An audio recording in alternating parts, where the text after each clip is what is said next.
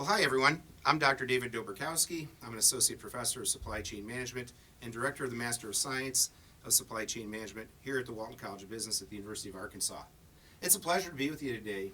I want to talk about a really important topic for all students, but particularly our graduate students, folks who are interested in a positive career slope and growing that career. And that idea today is understanding the important role of both strategy and operations or supply chain in the course of your day-to-day activities as a manager. So I always like to start things out by asking the question, what is strategy? What is strategic thinking?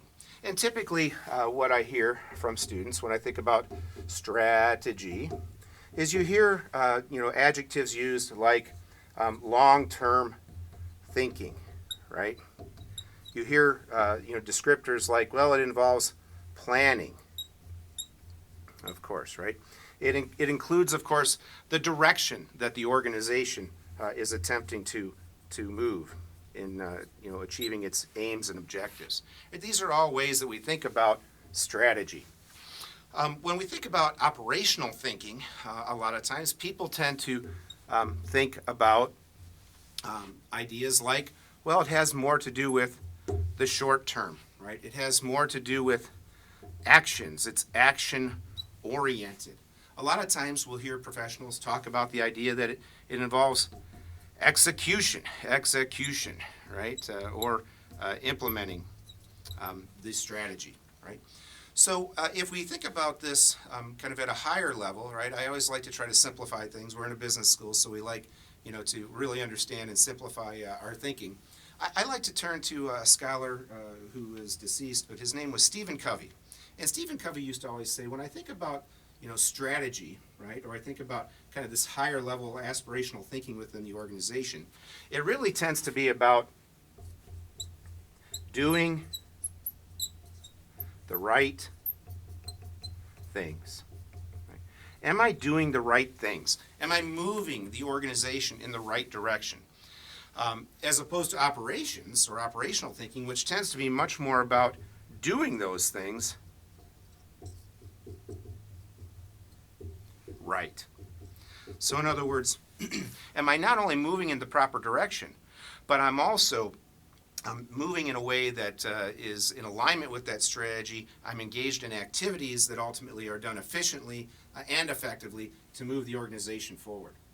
The big challenge with these two streams of thinking within the organization and for all of us as managers is that both are required, right, for success.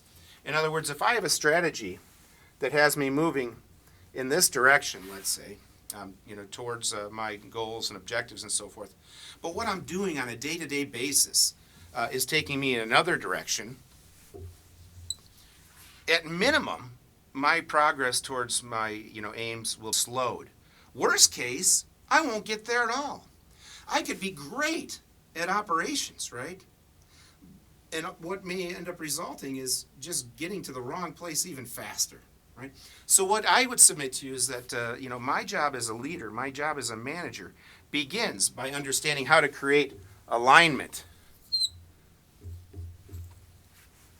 between both my strategy and my operations. Have you ever felt at the end of a week or at the end of a day, oh my gosh, I've worked so hard, I've been so busy, I've been on so many meetings or Zoom calls, I've been incredibly productive, but I'm exhausted and I don't know that I'm really any closer to my goals. Well, as a manager and as a leader, those are just the death knell for our career when we feel that way, right?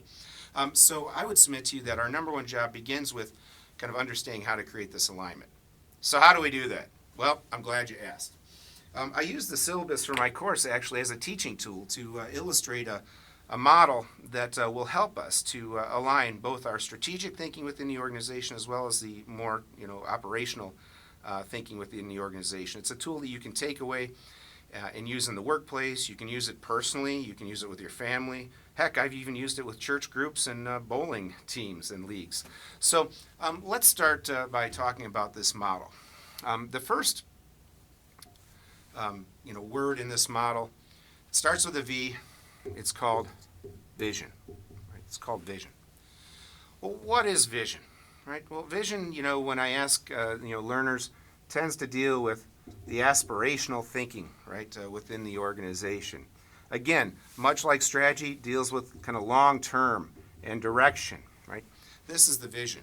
Again, if you were to ask folks like Stephen Covey, they would describe it as the target, right, if you were to use a word symbol. Another way that we describe vision is our hope for reality. In other words, this morning when I was driving to campus, I opened my garage door. My vision is what I hoped to see in the world, right? So the vision statement, which I developed in my over the summer, right, as we prepared for our class, is for learners to leave the university here and secure positions with the finest organizations of both today and tomorrow, and utilize what they've learned in this class, the concepts that they've learned in this class, to maximize your professional contribution, improving the community, and the community broadly defined, right, could be the world. Right, so that's my vision, is that it's always said at the end of the semester when you leave, but when you get out of this place, I want you to be able to go out and apply the concepts that we've learned to improve the organizations and the communities within which you work. So that's my vision, right? That's my hope for reality. The next item here in my framework is, and it's not my framework, it's based on the shoulders of giants and the work of others, is what's called mission, right? The mission of the organization. Now, what is mission? Well, mission tends to be a little bit more about what you're going to actually do. It's a little bit more descriptive, right? It's a little bit more actionable, right? Not always totally actionable, but it's more actionable. In other words, if you were to think about a word symbol for mission, or the mission of our organization or our course, I would submit to you that it's like the arrow, right? The arrow that carries you forward towards your target as you pull it out of the quiver and you shoot it towards the target.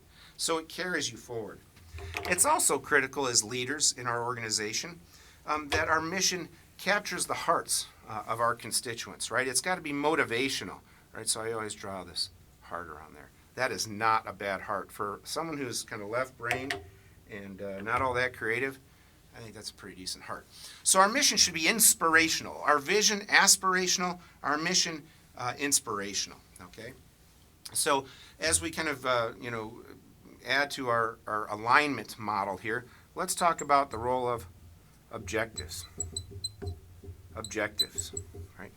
So objectives now are the very specific, very kind of detailed goals that ultimately have to take us to our mission, which carries us to our vision. You've probably heard the acronym many times used as SMART goals. I have a little bit different take on SMART goals, so let me just take a minute to share this with you. A lot of people talk about the fact that your goals or your objectives should be specific, right? Not Pacific, but specific, right? Okay, so certainly, they should be clear, understandable, and specific. They also should be measurable.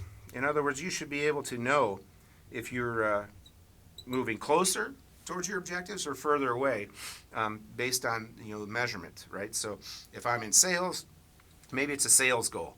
If I'm in inventory, maybe it's an inventory turns type of goal, right? Maybe it's an OTIF goal, right? If I'm more kind of in the supply chain space. So measurement, right? What are the measures I'm going to use to know if I'm moving in the direction of our mission? Now the A is where it gets a little bit tricky, okay? The A, a lot of people will say, well, they should be attainable. And that's certainly true, right? Goals should be obtainable. Objectives should be obtainable. But let me ask you this. Have you ever sat in an annual performance review, whether you're giving it as a leader or whether you're receiving it as a leader or as a subordinate, where the manager said, you know what, David, you've done a great job this year. Do you think maybe you could achieve the same performance with maybe more resources, maybe more people, or how about if we lower your goal? Would that be okay with you? You've done such a great job. I would submit to you that's a conversation that has never happened. It certainly never happened in my 13-year career in industry, and it hasn't happened in the last 13 years I've been in academia. So I would submit to you that what's more probably appropriate are aggressive objectives. Aggressive but attainable, right? And by the way, I'm a math guy. I'm not really much for spelling, so I'm going to put my F7 key up here which is the key that you use for spell check, and maybe occasionally I'll just hit that. So my objectives should be aggressive, but certainly attainable. They can't be demotivating, folks, right? The R, a lot of people will say, should be realistic. And of course, goals, like they should be attainable, should also be realistic. But I would submit to you that really goals need to be results oriented. Results oriented. What do I mean by that? Well, what I mean by goals being results oriented is that they shouldn't be oftentimes. You'll always find a case where it's appropriate. But generally speaking, goals should not be linked to inputs, right? Goals should be linked to outputs. Like, it shouldn't be my goal that I'm going to spend $2 million this year, right? Guess what? If that's my goal, I will get it done, right? We've probably all been in, meetings in our departments, that use maybe you've been with an organization that used an antiquated approach to budgeting, where your budget for the year T+1 is based on what you spent in year T, right? I mean, I've been involved where my managers 20 years ago told me, it's October, we've got to spend this money for advertising, or we've got to spend this money on an event, right? Otherwise, it'll go away for next year, right? That's insane thinking, right? We should be focused on the output. We should be focused on the results, at least as regards to our objectives, right? And then finally, the T in our SMART objectives would be they should be time bound, right? In other words, there should be a deadline. Can I share something with you? I mean, I know this is kind of remote and virtual, but I'm feeling like we have some rapport. Let me share something. So, about 5 years ago, I told my wife, I said, you know what, I'm going to lose 30 pounds. It would be a good idea for me to lose 30 pounds. It would improve my health and so forth. And I am very proud to share with you all that as of this video, I have lost no weight. Not a bit. But guess what? I never told her when I would lose that weight, right? So I'm perfectly on track, right? Everything's great. We all know, that's a silly example, but it illustrates the importance of having time-bound objectives, right? In other words, my objectives should be linked to some sort of timeline, whether it be, a yearly performance evaluation, or, as is happening more and more often, my goals are much more, short-term as we start to craft, objectives and work that can be achieved in shorter durations of time using, more agile type of approaches. So my take on SMART objectives: specific, measurable, aggressive but attainable, results-oriented, and certainly time-bound. Great. So how do I deliver on this alignment that we talked about? How do we achieve those objectives? Well, this comes with my strategy, right? My strategies. My strategies ultimately carry me to my objectives. They describe the how, right? How am I going to achieve my objectives, which deliver on my mission and help me to realize my vision, right? And then finally, as I complete what is called the VMOST model, would be my tactics.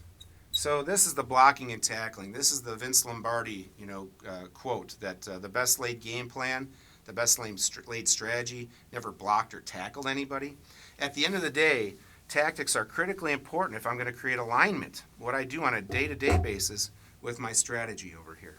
Okay, so for the purposes of our class, to kind of illustrate how this VMOST model works, I described the vision earlier, right? For you all to leave here, very sad, right? But for all to leave here and secure positions with the finest organizations of both today and tomorrow, to utilize the skills and competencies that you developed in this class to make a maximum contribution to your organization and the community broadly defined. That's our vision, right?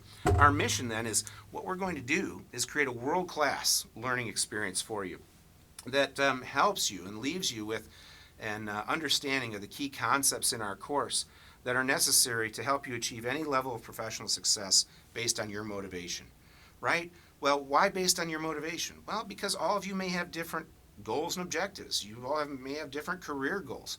But my hope is that the tools we provide this semester with you will be like a golf bag. You may not play around where you use all of the clubs, but I hope that you are comfortable with the clubs that you need to use to achieve your career success. What are our objectives? Well, our objectives, of course, are going to be to demonstrate a thorough understanding of the key concepts in our course, to understand how these concepts contribute to organizational success, and so on. Those are our objectives that we ought to be able to measure at the end of the semester. Well, what's our strategy to make that happen? Well, again, I'm glad you asked. Strategies are ultimately based on values that are espoused by leaders and that are observed in the organization. So we've created some values for our course around items like fun and respect, right? So my strategy is we're going to create a high energy, enjoyable and respectful learning environment that encourages your participation, right? It encourages us to learn as much from one another as we do from the material itself. Quality, right? We're going to blend academe and professional experience to bring these important theoretical concepts. Theory is important in industry, but to bring them to life through real-world industry examples and opportunities.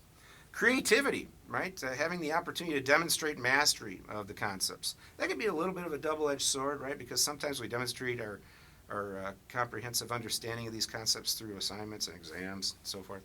But you get the idea, right? So these are the strategies that are going to take us to our objectives. And then finally, the tactics are going to be what we do on a daily basis, both in and outside of the classroom. Whether it be Zoom session speakers, or if we are fortunate enough to meet in person, exercises in class, discussion-based lectures, mini case types of work, and so forth. Those are the tactics, the granular activities that we're going to engage in to ultimately move us up the VMOST model. So what do you notice about the VMOST model? Well, it starts with the very kind of high-level aspirational thinking, right, and becomes very, very detailed. It's like a funnel, right? It becomes very, very detailed, very, very granular as we kind of move up. So vision, right, and mission, these have to do more with the aspirational thinking within the organization. Our objectives, strategies, and tactics tend to do with what I call more of the perspirational activities or thinking, the work doing, okay? As I close here, you may be wondering, well, wait a second. What's up with this whole idea of strategy? In the workplace, we really put strategy up on a pedestal. It's super important. When I review students' resumes, which I frequently do, I like to tease that the word strategy or strategic thinking, or when George W. Bush was president, strategery, it's a little bit of a joke, would appear on folks on MBA resumes 7 times, right? Everybody's a strategic thinker. So why isn't strategy on the top of the VMOST model? Well, my, I guess suggestion for you to consider is that too many times organizations are developing strategy without an understanding of our objectives, our mission, our vision, right? I receive calls, right, from organizations frequently, and I've done many engagements in the past where organizations say, David, please come and facilitate a strategic planning session for us. And my first response is always, that's great, I'm happy to do so, but let's talk about more of the aspirational thinking within your organization and where we want to take things. So that's a little bit about aligning strategic thinking and operations and using the VMOST model to make that happen. Some people may tell you, well, strategy is outdated today. We move too quickly, right? We're trying to be agile. We're engaged in product management types of approaches, right, that incorporates Scrum and moving quickly. That's all very true. But I would submit to you that even those shorter term sprint types of activities still are best executed and most effective when they're in alignment with our overarching strategy. Thanks for being with me today. I hope you enjoyed this discussion. I can hardly wait to see you soon, and woo pig suey.